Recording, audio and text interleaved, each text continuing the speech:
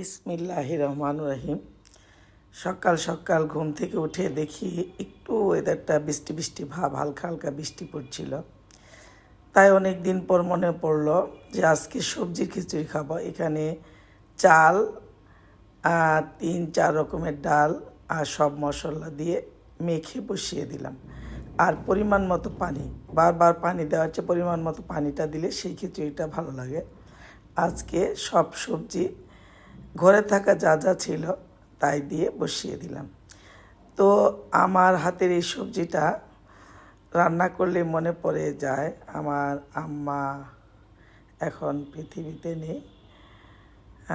তার জন্য খুব মায়া হয়, স্মৃতিতে আসে। আমার আম্মা খুব পছন্দ করতেন আমার হাতের এই রান্নাটা। যে যতভাবেই রান্না করুক, উনি আমার হাতের এই রান্নাটা পছন্দ করতেন। আল্লাহ তাকে বেহেশত দান করুক। সব সময় ভিতর থেকে এই দোয়াটাই আসে মার জন্য। তো সবজির খিচুড়ির সাথে আজকে একটু এই যে আমি তেল ছাড়া মাংস রান্না করি, আমার অনেক বন্ধুরাই জানেন যারা আমার পেজটা দেখেন। তেল ছাড়া মাংস রান্না করেছিলাম, এখান থেকে বেছে বেছে বেশ কিছু মাংস উঠিয়ে নিলাম, এই খিচুড়িতে দিয়ে দেব। খেতে খুব ভালো লাগবে। এভাবে কে কে খেতে পছন্দ করেন, কে কে রান্না করেন, কমেন্ট করে জানাবেন অবশ্যই। আর এইভাবে খিচুড়ি রান্না করে খেলে খুবই মজার হয়। আবার এই খিচুড়িটা আমি এখন সুন্দর সেদ্ধ হয়ে আসলে আমি এখানে পেঁয়াজ, রসুন আর একটু শুকনো মরিচ দিয়ে দেব। শুকনো মরিচ দিয়ে পেঁয়াজ রসুনটা সুন্দর মচমচে লাল হয়ে ভেজে আসলে আমি শুকনো মরিচটা মিশিয়ে আমি খিচুড়িটা বাগার দিয়ে নেব।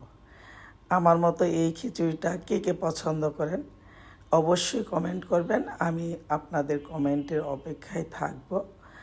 আর আমি আজকে সকালে খুবই ভালো লাগছিল, ওয়েদারটা খুব সুন্দর ছিল, মিষ্টি মিষ্টি যাকে বলে ওয়েদার। খুব বেশি ঝুম বৃষ্টি না, একটু হালকা হালকা বৃষ্টি ছিল, ঠান্ডা ঠান্ডা ছিল, ভালো লাগছিল। তাই হুট করে মনে পড়লো যে সকালে আসলে এরকম ভারী খাবার খাই না, তো আজকে মনে হচ্ছিল একটু সবজির খিচুড়ি খাই। এই বাগারটা পরে দিয়ে দিলে খুবই ভালো লাগে, খিচুড়ির স্বাদটা দ্বিগুণ বেড়ে যায়। এভাবে যারা খেয়েছেন তো খেয়েছেন, যারা খাননি একবার ট্রাই করবেন। আর আরেকটা কথা মনে রাখবেন যে খিচুড়িতে সব রকমের ডাল যদি দিয়ে দেন সেই খিচুড়িটা খুবই বেস্ট হয়। আমরা আসলে মুসুরির ডালটা সবসময় আমাদের ঘরে থাকে, আর অন্য ডাল টুকটাক থাকে। যাই হোক, চেষ্টা করবেন বেশ কয়েক রকমের ডাল দেওয়ার জন্য, তাহলে খুবই মজার হয়। আর এইভাবে রান্নার শেষে একটু বাগার দিয়ে নেবেন। আর সবাই ভালো থাকবেন, আমার জন্য দোয়া করবেন। আসসালামু আলাইকুম।